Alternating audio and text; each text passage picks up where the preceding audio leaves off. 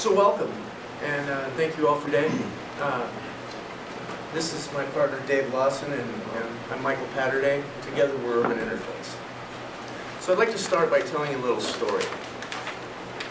So some of my earliest childhood memories is of going to my grandparents' house in Pocatello, Idaho, a place where I like spending summers, and I have very fond memories of growing up. First memories of riding on a tractor with my grandfather, playing with the chickens, One of my fondest memories as I began to get older was seeing all the pictures that I would see as I go through the front door on the walls. There'd be pictures of all my cousins and, generations of my family.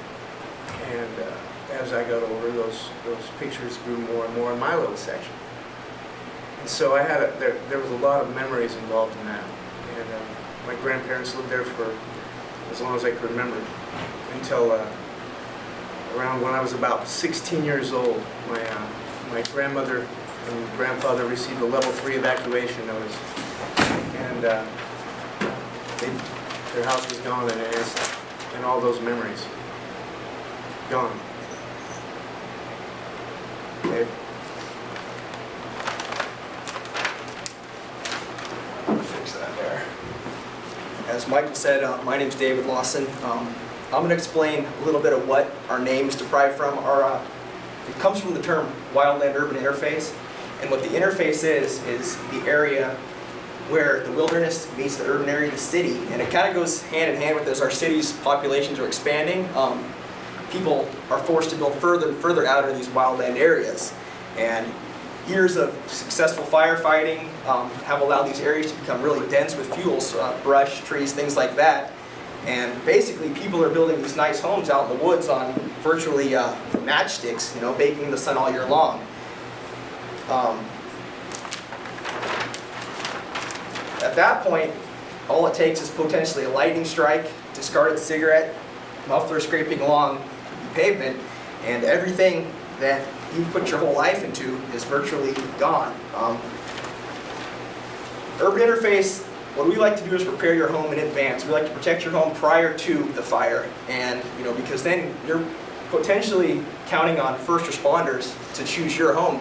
Maybe not your neighbors, maybe not one down the street, but to protect your home in a fire. And with resources on a fire, they're stretched thin already, so to count on them to come through and choose your home to protect is virtually not very reliable. There's several ways of going about this, but we'd like to talk about the cost share program, which currently the Washington State Department of Natural Resources is offering to pay up to half your costs to utilize our service.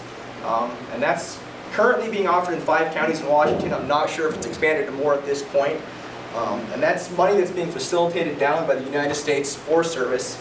Here in Oregon, the Oregon Department of Forestry is offering to bring chippers out to your property here, even in the Portland metropolitan area, to remove any sort of branches, things like that that you may have cleaned up yourself within your yard.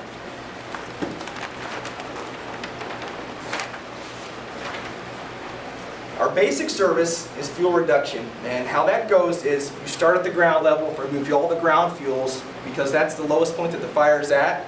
As the fire goes along the ground, if those ground fuels are not removed, it climbs into these medium ladder fuels, which are your fuels ground to 20 feet up.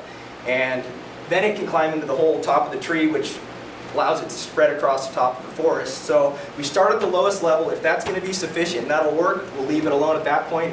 From there, we go on to the 20 feet and under fuels, and if that's not going to be sufficient, we take down the entire tree. Other methods, as you see in the news, things like that, firefighters out, they dig fire line, which is just basically removing the earth, all the duff, all the built up pine needles, pine cones, things like that. Remove those down to bare mineral dirt. Dirt doesn't burn, we're all familiar with that. Rocks don't burn, so we create rock barriers, things like that, dirt barriers. And there's a new thing that the Oregon State University is offering, it's called water gardens, and those are taking the runoff from your roof, creating a sort of similar to a moat around your property, filling that moat in with fire-resistant plants, and there's a whole list on the Oregon State Extension website, and then allowing that runoff to circulate into those plants year-round. Other services we offer, we've looked into several different fire-resistant paints, fire-resistant treatments that can be painted on the exterior house, vinyl siding, shingle roofs, composite roofs, shake roofs, and that's that's kind of the direction we're leading. That's looking like our most viable, minimum viable product right there. It's really effective. There's several different ones that are in the market right now. FlameStop is one of them that we looked into. They offer 5-gallon buckets at a retail price for $300 for 5 gallons. We've looked into ordering 50-gallon drums, and that brings our cost down to $180 for every 5 gallons. So that's kind of our markup. Creates bigger margins. Another thing they do, you might see, they do a lot of this in the Mount Hood National Forest, where they have a lot of historic cabins, things like that, old pioneer cabins that they want to protect.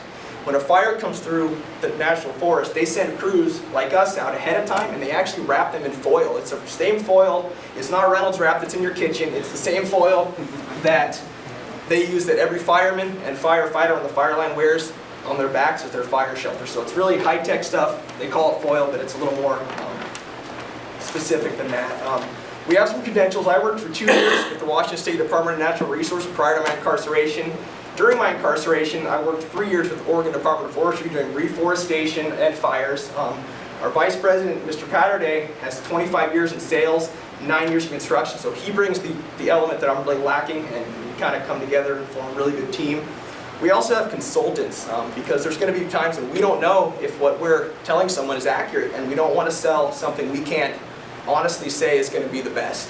So we have 3 separate consultants, one with the U.S. Forest Service, one with the Bureau of Land Management, and then my dad with the Washington State Department of Natural Resources, who are all kind of in tune with what we're doing, and they've offered to extend any sort of help they can to kind of provide any necessary information to us.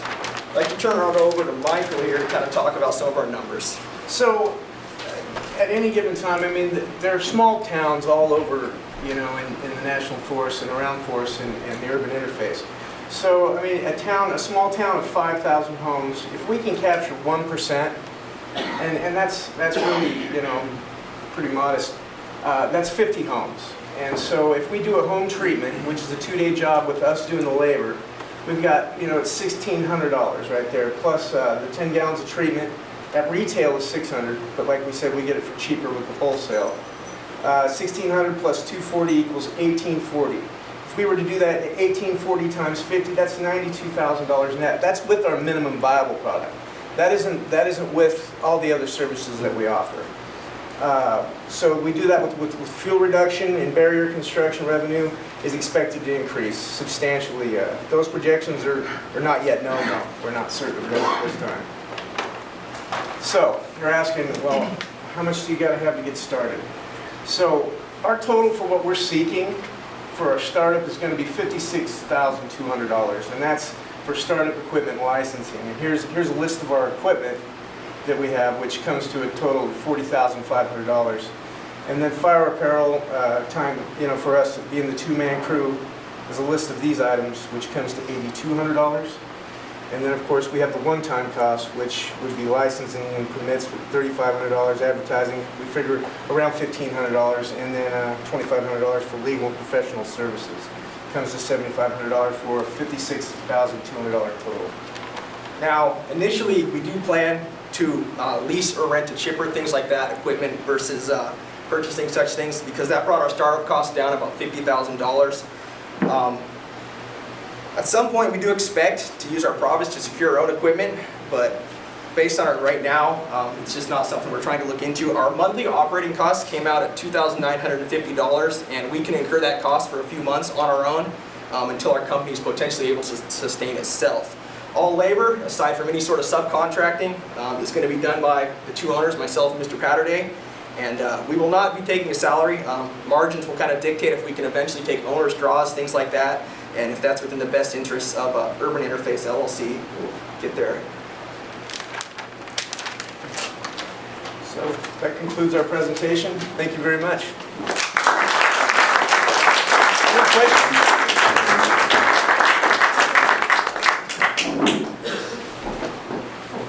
Big question. Yes, ma'am. Very innovative concept, but has it been proven in what areas? That's what I'd like to know, Yeah. especially given the drought. Right. Currently, it's tough, like you've heard the other groups say, it's tough for us to get a lot of information aside from over the phone visits, things like that, mail. We have looked into some competition, and they're more focused on the thinning, which is removing the fuels. We kind of implemented the home treatment, One of our costs that we had in here was $10,000 for a fire skid, and a fire skid goes in the back of your truck. Now, that fire skid is mandatory to do any sort of motorized work in the woods in the summer. It also has a dual purpose that allows us to become a contract engine in the summer and rent and lease our services out on all these fires that you see in the news right now. The majority of those fires are about 75% contract engines. Those aren't state and federal resources that are fighting those fires. They are, but they make up a very small portion of the people. So we kind of looked at that as kind of a dual resource. So we know that what we're trying to do is marketable, and it's just been tough at this point to get it out there because we don't have a lot of people to talk to or a lot of competition to reference at this point. Does that answer your question? Yes and no.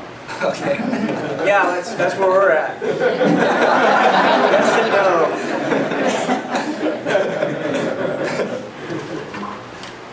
You know, I guess, I just came back from the coast, and there really is market areas that have been devastated by natural occurrences. So who are you selling to? Who's your customer?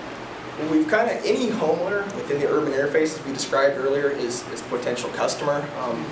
Obviously west of the Cascades in our specific area, there's not a lot of fires in the coast area, but anywhere east of the Cascades, Oregon, Washington, there's tons of fires, there's tons of customers. Like you said, over on the coast as well, I mean, anybody that has something to protect is our customer.